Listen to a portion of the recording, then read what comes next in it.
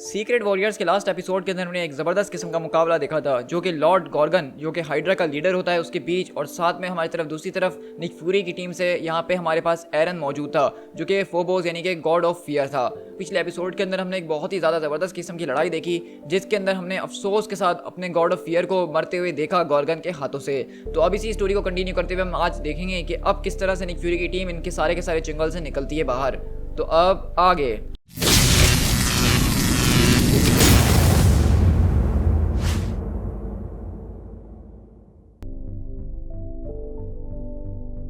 तो इसी तरह हमारी कहानी की शुरुआत बेसिकली गॉर्गन के साथ होती है जो कि यहाँ पे इस वक्त हमारी फोबोस की लाश के ऊपर खड़ा हुआ है और उसके सीने में उसने अपनी तलवार को घुसाया हुआ है। अब इस पूरे के पूरे मूवमेंट को खाली आप देखेंगे तो आप अंदाजा लगा सकते हैं कि ये मूवमेंट कितना ज्यादा कोई एपिक किस्म का है, जहाँ पे गॉर्गन वहाँ पे झुकता है नीचे और वहाँ पे फोबोस की तलवार को उठाते हुए बोलता है a red sword for a red lord, the fall of the gods and triumph for the gorgon. और इसी तरह वो अपनी आंखों को चमकाता है। तो ये बात हमें आज यहाँ पे प्रूव करती है कि गॉर्गन जो है वो एक बहुत ही ज़्यादा ओपी किस्म का लीडर है हाइड्रा का, जिसके अंदर मोटिवेशन की कोई कमी नहीं है, जिसके अंदर कन्विक्शन की कोई कमी नहीं है। वो इतना ज़्यादा अपने आप को मानता है कि उसने एक गॉड से मुकाबला करा और एक गॉड को मौत के घाट उतार भी दिया। तो ये बात हमें बता रही है कि मैं गॉर्गन का कितना बड़ा फैन हो गया उस पूरे के पूरे कॉमिक को पढ़ने के बाद, और मेरा दिल ही नहीं चाह रहा कि मैं इसके आगे किसी और चीज़ के ऊपर बात करूँ। लेकिन हम देखते हैं कि इसी तरह यहाँ पे निक फ्यूरी की टीम दूर से खड़े हुए सारा का सारा तमाशा देख रही होती है और वहाँ पे सब एलेक्स की मौत को देख के रोना शुरू हो चुके होते हैं। और ये देख के क्वेक एकदम अपना आपा खो बैठती है और अपनी पावर्स को इस्तेमाल करते हुए वहां पे एक जबरदस्त किस्म की अर्थक्वेक को लाती है, जिससे हम देखते हैं कि वो पूरी की पूरी गुफा जो पत्थरों से भरना शुरू हो जाती है। तो वहीं से जेटी चिल्लाता है कि कम ऑन डेजी, हमें यहाँ से निकलना होगा, ये गुफा गिरने वाली है किसी भी वक्त। वहीं से गॉर्गन बोलता है कि इट्स ओवर, हमें फौरन से गहना को जो है छोड़ना होगा वरना ये सब कुछ जो है यहाँ पे तबाह बर्बाद हो जाएगा।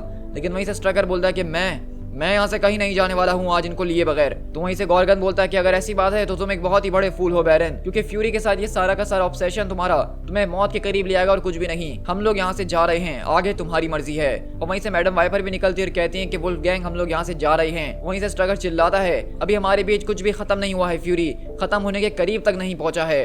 और इसी तरह हम देखते हैं कि वहाँ पे फ्यूरी जो अगले पल अपनी टीम को लेकर वहाँ से भागना शुरू करता है और उनके सामने यहाँ पे बहुत ज्यादा अलग अलग दरवाजे होते हैं। तो वहीं से जेटी बोलता है कि क्रैब अब हम आखिरकार किस तरफ जाएंगे। तो वहीं से निक फ्यूरी बोलते हैं कि योयो फौरन से चेकआउट करो और बताओ कि हमें कहाँ जाना है। और हम देखते हैं कि योयो अपनी स्पीड से भागती है और सारे के सारे रास्तों को चेक करती है कि उनको कहाँ से निकलना है। तो वहीं से क्वेक पूछती है कि आखिरकार ईडन की क्या हालात हैं। तो वहीं से स्टोन वॉल बताता है कि मुझे नहीं पता, लेकिन वो सांस तो ले रहा है, लेकिन हमें उसको तुरंत जो एक मेडिक के पास ले जाना ही होगा। तो वहीं से जेटी बोलता है कि हाँ हमें यहाँ से फौरन बाहर निकलना ही होगा, वरना अगर हम ज्यादा टाइम यहाँ पे फंसे रहे तो माउंटेन ब्रेकर को उड़ने में कितनी देर है। और तो वहीं से निक फ्यूरी अपनी घड़ी चेक करते और कहते हैं कि हमारे पास तकरीबन 2 मिनट और हैं और उसके बाद वो बड़ा धमाका होगा और उससे हम बच नहीं पाएंगे। तो वहीं से क्वेक चिल्लाती है और कहती है क्या वाकई में इस बात से कोई फर्क भी पड़ता है, मतलब अगर हमारे पास 2 घंटे भी हो तो हम इस आइलैंड से कभी बाहर नहीं निकल सकते हैं। तो वहीं से निक फ्यूरी बोलते हैं कि तुम्हें घबराने की जरूरत नहीं है, मैंने सब कुछ कवर करके रखा हुआ है, मेरे पास पहले से एक बैकअप प्लान मौजूद था, बस हमें किसी तरह सरफेस तक पहुंचना है और उसके बाद हम इस आइलैंड से भी बाहर निकल ही जाएंगे। और अगली बार हम देखते हैं कि योयो वहां से भागते हुए आती है और कहती है कि बॉस मुझे रास्ता मिल चुका है, लेकिन वहां पे तकरीबन हंड्रेड्स ऑफ हाइड्रा एजेंट्स मौजूद हैं जो कि हमारे रास्ते को रोक सकते हैं। तो वहीं से निक फ्यूरी बोलते हैं कि अगर ऐसी बात है तो फिर तो हमें वहां पे तुरंत पहुंच के उनसे निपटना होगा ही। Last chance, this is eagle copy, do you read me. और अगले पल निक फ्यूरी हम देखते हैं कि किसी से वहां पे बात कर रहे होते हैं कॉम्स के ऊपर और वहीं से आवाज आती है कि ready when you are eagle. और सीधा निक फ्यूरी बोलते हैं कि चलो हमारी सवारी कुछ देर में आने वाली है। तो उसी तरह हम देखते हैं कि वहीं से योयो बोलती है कि ओके ये वो रास्ता है जो कि सीधा ऊपर की तरफ जाएगा और हम खुली हवा के अंदर आ जाएंगे। तो निक फ्यूरी पूछते हैं क्या वहां पे एक जहाज लैंड कर सकता है। तो योयो कहती है कि हाँ मेरे ख्याल से कर तो सकता है। तो वहीं से निक फ्यूरी अगले पल योयो को अपनी जीपीएस डिवाइस देते हैं और कहते हैं कि तुम इसको फौरन से ऊपर सरफेस के ऊपर ले जाओ और उसको ऑन कर देना, 1 मिनट के अंदर अंदर हमारे पास यहाँ पे हमारी राइड आ जाएगी हमें निकालने के लिए, तुम उनको फौरन से पहचान जाओगी कि वो कौन है। तो वहीं से क्वेक बोलती कि क्या मतलब, क्या तुम यहीं पर अकेले रुकने वाले हो। तो निक फ्यूरी बोलता है कि मैं यहाँ पे अकेले रुक नहीं रहा हूँ, बल्कि मैं तुम लोगों को कवर देने की कोशिश कर रहा हूँ, क्योंकि जब तक यहाँ पे प्लेन नहीं आएगा हाइड्रा के एजेंट्स हमारे तक पहुंच जाएंगे और मैं नहीं चाहता कि हमारी आखिरी सवारी यहाँ से निकलने की उसको भी वो एजेंट्स उड़ा के राख कर दें। तो इसलिए जाओ मैं तुम लोग को कवर देता हूँ। और इसी तरह हम देखते हैं कि वहाँ से योयो वगैरह सब जो है बाहर की तरफ निकलते हैं और निक फ्यूरी यहाँ पे रुकने का फैसला करते हैं। और अगले पल हम देखते हैं कि यहाँ पे चारों तरफ से हाइड्रा के एजेंट्स आना शुरू हो जाते हैं और निक फ्यूरी को अपने अंदर दबोच लेते हैं। ये देख के क्वेक चिल्लाती है कि निक मैं तुम्हें छोड़ के नहीं जा सकती हूँ। लेकिन जेटी बोलता है लगता है कि आज बुढ़ऊ फंस चुका है, मुझे उसकी जाके मदद करनी ही होगी। तो क्वेक बोलती है कि मैं भी साथ चल रही हूँ। तो जेटी बोलता है कि नहीं, तुम्हारा काम है लोगों को प्लेन के ऊपर ले जाना, क्या तुम्हें यह बात समझ में आ रही है? तो जाओ फौरन से और अपनी ड्यूटी को फौरन निभाओ। तो वहीं से क्वेक बोलती है कि ठीक है जैसा तुम कहो, लेकिन अपना ख्याल रखना और फौरन वापसी लौट कर आना। तो जेटी मुस्कुराता और कहता है कि don't worry beautiful, I got this. और इसी तरह हम देखते हैं कि जेटी यहाँ पे अपनी चेन को निकालता है और फौरन आग से उन सारे के सारे हाइड्रा एजेंट से मुकाबला करना शुरू करता है निक फ्यूरी के साथ मिलके। और इसी तरह हम देखते हैं कि बाकी की टीम यहाँ से वो जा चुकी है प्लेन की तरफ और निक फ्यूरी और जेटी मिलके इन सारे के सारे हाइड्रा एजेंट से मुकाबला कर रहे होते हैं। तो वहीं से जेटी बोलता है कि तुम्हारा मेरे पर अब एक कर्ज आ चुका है ओल्ड मैन। तो निक फ्यूरी बोलते हैं कि हाँ, इसको बचा के रखो and get ready to cover your head. तो जेटी बोलते हैं कि इसका क्या मतलब है। तो निक फ्यूरी बोलते हैं इसका मतलब ये है बच्चे कि हमारे पास वक्त खत्म हो चुका है, द माउंटेन ब्रेकर। और अगले ही पल हम देखते हैं कि यहाँ पे वो अगली एक्सप्लोजन होती है जो कि एक बहुत ही बड़ी एक्सप्लोजन होती है और उस पूरे के पूरे धमाके से उनके नीचे की जमीन जो है वो भी टूट के गिरना शुरू हो चुकी होती है। और उसी तरह हम देखते हैं कि वहाँ पे उस पूरी की पूरी खाई के अंदर हाइड्रा एजेंट्स के साथ साथ जेटी भी गिर रहा होता है। लेकिन अगले पल निक फ्यूरी उसका हाथ पकड़ लेते हैं और कहते हैं कि मैंने तुम्हें पकड़ लिया है लड़के। तो वहीं से जेटी बोलता है ओके, लगता है कि मेरा हिसाब तुम्हारे ऊपर से वो चुकता हो चुका है क्योंकि तुमने भी मेरी जान बचा ली है। लेकिन वहीं से निक फ्यूरी जो उसको पकड़े हुए होते हैं और वो कहते हैं कि मैं जानता था शुरू से जेटी कि वो तुम ही थे। और इसी तरह हम देखते हैं पुराने फ्लैशबैक के अंदर जहां पे बेसिकली जेटी ने हाइड्रा के एक एजेंट को जाके ये सारी की सारी इन्फॉर्मेशन दी थी कि निक फ्यूरी गैना के अंदर आने वाले हैं और इस पूरे के पूरे बेस को डिस्ट्रॉय करेंगे। तो हम देखते हैं कि दरअसल उस फ्लैशबैक के अंदर जब जेटी ये सारी की सारी बातें कर रहा था तो निक फ्यूरी उसका पीछा कर रहे थे, यानी कि निक फ्यूरी को ऑलरेडी पता था कि जेटी जो है उनकी टीम का एक डबल एजेंट है जो कि उनको धोखा दे रखा है। और अब इस पॉइंट के ऊपर आके निक फ्यूरी ने उसको ये बात बता दी है और कहते हैं कि तुम्हें क्या लगता है कि अगर मैंने पूरे के पूरे बेस के ऊपर लॉकडाउन लगाया है और वहां से कोई निकलेगा तो क्या मुझे पता नहीं चलेगा? मैंने तुम्हारा पीछा करा था, मैंने देखा था कि तुम किससे मिले थे। तो ये देख के जेटी एकदम घबरा जाता और कहता है कि वो सब कुछ पैसों के लिए था, वो सारा का सारा पैसा जो हमने हाइड्रा के एक मिशन के ऊपर चुराया था उन लोगों ने उसको ट्रैक करके मेरा पीछा कर लिया था। और एक बार जब उन लोगों ने मुझे पकड़ लिया तो मैं अपने आप को उनसे छुड़वा नहीं पा रहा था, मैं उनके साथ काम करने के ऊपर मजबूर था। लेकिन आज यहाँ पे जो कुछ भी हुआ है एलेक्स वगैरह के साथ उसके अंदर मेरा कोई लेना देना नहीं है, मैं कभी भी ऐसा नहीं चाहता था। तो निक फ्यूरी बोलते हैं कि अगर तुम्हारे साथ कोई ऐसा मसला हुआ था तो तुम्हें मेरे पास आना चाहिए था, मैं तुम्हारी मदद कर सकता था, मैं तुम्हारी मदद जरूर करता।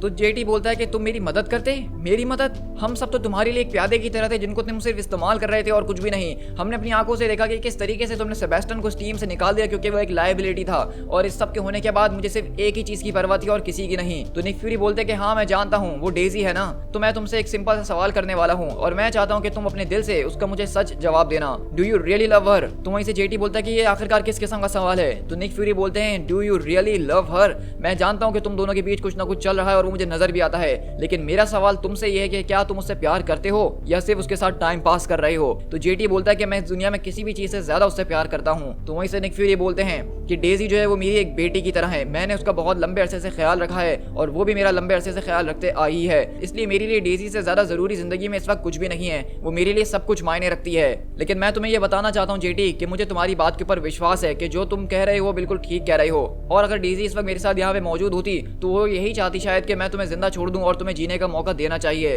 लेकिन मैं तुमसे एक और सवाल करता हूँ, क्या तुम्हें मेरी शक्ल देख के ऐसा लगता है कि मैं डेजी हूँ? और अगली पल हम देखते हैं कि बेसिकली वहां पे निक फ्यूरी जो हैं वहां पे जेटी के हाथ को छोड़ देते हैं और जेटी सीधा जाके उस खाई के अंदर गिर जाता है। यानी कि निक फ्यूरी ने अपनी टीम को बदला देने के लिए उसको जो सजा दी है गद्दारी की वो माफ नहीं की जा सकती थी। भले ही निक फ्यूरी इस बात को जानते हैं कि जेटी यहाँ पे सच में सीरियस है डेजी के लिए, वो जो इनकी टीम के साथ ये सब नहीं करना चाहता था, लेकिन उसके बावजूद जेटी ने उनके साथ जो है गद्दारी करी है। और निक फ्यूरी के डिक्शनरी में गद्दारी जैसे अल्फाज की कोई सजा माफ नहीं की जा सकती है। और इसी तरह हम देखते हैं कि वहाँ पे निक फ्यूरी बेसिकली जेटी को जान से मार देते हैं और कहते हैं ये है उस बच्चे के लिए क्योंकि तुम्हारी वजह से उसकी आज जान चले गई। और इसी तरह हम देखते हैं कि निक फ्यूरी वापसी अपने उस जहाज के ऊपर पहुंचते हैं और कहते हैं कि लेट्स गो। तो क्वैक बोलती है कि जेटी कहाँ है? तो निक फ्यूरी बोलते हैं कि ही डिडंट मेक इट, वो मेरे साथ आ नहीं सका। और अगले पल हम देखते हैं कि ये देख के योयो वहाँ पे और जोर से चिल्लाती है कि नहीं ये नहीं हो सकता। लेकिन हम देखते हैं कि निक फ्यूरी अपनी पूरी की पूरी टीम को संभालते हैं, उस जहाज के अंदर बिठाते हैं और वहाँ से फौरन अगले पल निकलने की तैयारी करते हैं। और इसी तरह हम लोग यहाँ से दोबारा गहना के अंदर शिफ्ट होते हैं कुछ टाइम के बाद, जहाँ पे हम देखते हैं कि बैरन वॉन स्ट्रकर अकेले इस पूरे के पूरे बेस के अंदर बैठा हुआ और कहता है कि देखो मैं यहाँ पे बिल्कुल अकेला बैठा हूँ अपने टूटे हुए कैसल के अंदर, सिर्फ मैं ही यहाँ पे हूँ और कोई नहीं। और वहीं से हम देखते हैं कि अगले पल उसके जो साथी होते हैं वो आके बताते हैं कि डिजास्टर, फ्यूरी भाग चुका है और हमारी जितनी भी फ्लीट उसका पीछा कर रही थी वो सब डिस्ट्रॉय हो चुकी है। इसके अलावा गॉर्गन और मैडम हाइड्रा ने जो है हमारे फुल 4 लीजेंड्स को जो है अपने साथ ले गए हैं, वो अपनी ही कोई अलग टीम बनाने के बारे में सोच रहे हैं। ऐसा लगता है कि अब तुम बिल्कुल अकेले हो गए हो बैरन। लेकिन अगले पल हम देखते हैं कि यहाँ पे दरअसल कोई और नहीं क्रैकन पहुंचता है जो कि बैरन वॉन स्ट्रकर का पुराना और सबसे ज्यादा चहीता साथी है इस पूरी के पूरा हाइड्रा के विलन्स के अंदर।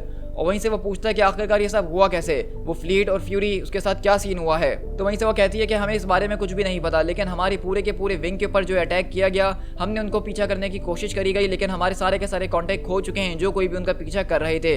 ऐसा लग रहा है कि सिंपली वो लोग डिसअपियर हो चुके हैं, कोई नामो निशान उनका नहीं मिल रहा। तो वहीं से क्रैकन बोलता है कि हम दोनों को अकेला छोड़ दो। तो स्ट्रकर बोलता है कि आखिरकार तुम इतने टाइम से थे कहाँ पे क्रैकन। तो वहीं से क्रैकन बोलता है कि मैं रशिया के अंदर नमक को छानने की कोशिश कर रहा था। जैसा कि साइबेरिया के बेस को डिस्ट्रॉय कर दिया गया, तो लेवाइथन का सिर्फ वहां पे एक ही अब स्ट्रॉन्ग होल्ड बचा हुआ है जिसको मैं कमजोर करने की कोशिश कर रहा था। तो स्ट्रकर बोलता है कि चलो कम से कम आज के दिन हमारे पास एक तो अच्छी खबर है जिसके ऊपर हम शुक्रिया अदा कर सकते हैं खुदा का। लेकिन अगले पल क्रैकन उसको घूर के देख रहा होता है। तो बैरन बोलता है कि क्या हुआ। तो क्रैकन बोलता है कि ये जगह कभी एक मंदिर की तरह हुआ करती थी, लेकिन जरा अब इसकी तरफ देखो, हमने यहाँ पे एक पैक्ट लिया था, तुमने और मैंने एक साथ मिलके 6 साल पहले। हमारे पास एक विजन था और जो हम दोनों का विजन था उसमें से जो मेरा पार्ट था मैं उसको तो कर चुका हूँ, लेकिन रही बात तुम्हारी मेरे दोस्त की जो तुम्हें करना था, तुम उसके अंदर बहुत बुरी तरीके से फेल हो चुके हो, तो इसलिए अब मुझे तुम्हें यहाँ से रिमूव करना ही होगा।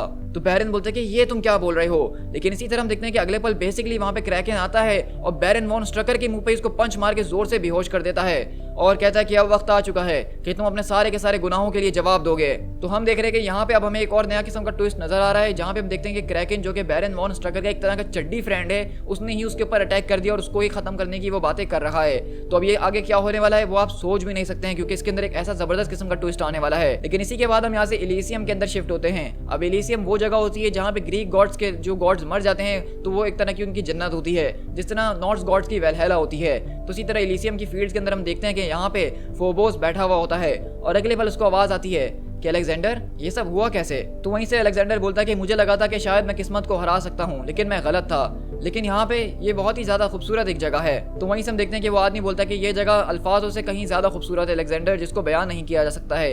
ये जगह एक परफेक्ट प्लेस है, ये एक ऐसी जगह है जहाँ पे सिर्फ वर्दी लोग ही आते हैं। अगर तुम अपने आप को यहाँ पा रहे हो तो उसका मतलब कि तुम भी हम में से ही एक हो। लेकिन वहीं से अलेक्जेंडर बोलता है लेकिन मैं तो हार चुका हूँ ना। तो वहीं से वो बोलता है लेकिन क्या मरने से पहले तुमने अपना 100% दिया था। तो वहीं से अलेक्जेंडर बोलता है I gave everything I had, मेरे पास जो कुछ भी था मैंने सब कुछ दिया, लेकिन उसके बावजूद मैं मर गया हूँ। तो हम देखते हैं कि वहाँ पे दरअसल वो आदमी कोई और नहीं बल्कि एरीज गॉड ऑफ वॉर होता है, जो कि ऑलरेडी सीज के इवेंट के अंदर मर चुका था और कहता है कोई भी बाप अपने बेटे के ऊपर इससे ज्यादा प्राउड फील नहीं कर सकता है। और हम देखते हैं कि बेसिकली हमें दिखाया जा रहा है कि किस तरह से मरने के बाद फोबोस जो है वो अपने फादर यानी कि गॉड ऑफ वॉर के साथ जाके मिल गया है और वो लोग अब एक जन्नत के अंदर रह रहे हैं। तो एक तरह से देखा जाए तो ये अलेक्जेंडर के लिए एक काफी ज्यादा खूबसूरत किस्म की एंडिंग दी गई है। To be continued.